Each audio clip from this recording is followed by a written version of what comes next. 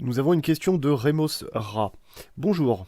Que pensez-vous de l'engouement pour l'or de plusieurs pays?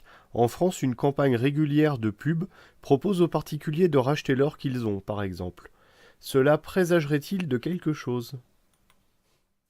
C'est une bonne question. Moi, j'aurais tendance à dire à toutes celles et à tous ceux qui m'écoutent, si vous avez peut-être pas des barres de 10, des barres de 10 kilos, mais même pas non plus des lingots. Parce qu'un lingot d'or de 1 kilo, je crois que c'est quelque chose comme 31 ou 32 000 euros. Ça ne se trouve pas dans le pas d'un cheval, comme on disait dans une comédie de Molière.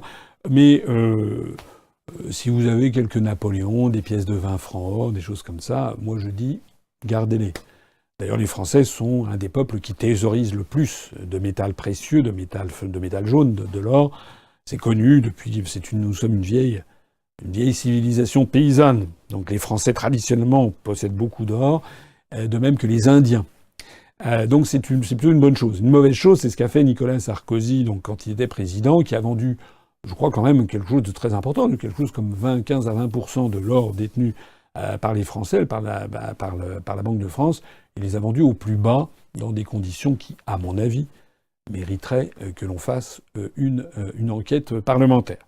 En attendant, c'était au minimum une très mauvaise décision de gestion. Alors, cet internaute a raison, parce que si j'ai bien compris, on voit que les Chinois, mais plus encore les Russes, et notamment le gouvernement de Vladimir Poutine, a donné l'instruction à la Banque centrale de Russie d'acheter de l'or, d'acheter de l'or.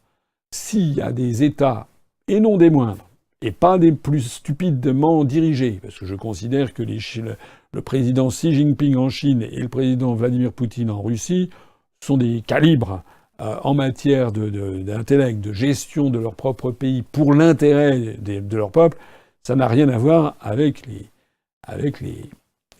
comment dirais-je, les saltimbanques qui dirigent les pays d'Europe occidentale et singulièrement la France, puisqu'ils ne dirigent plus la France pour l'intérêt de la population. Si Vladimir Poutine, si Xi Jinping ont demandé à leurs banques centrales nationales respectives d'acheter de l'or, c'est qu'effectivement, ils anticipent que, au cours des mois, des années qui viennent, il pourrait y avoir, c'est un secret de polichinelle, une très grave crise du système financier international.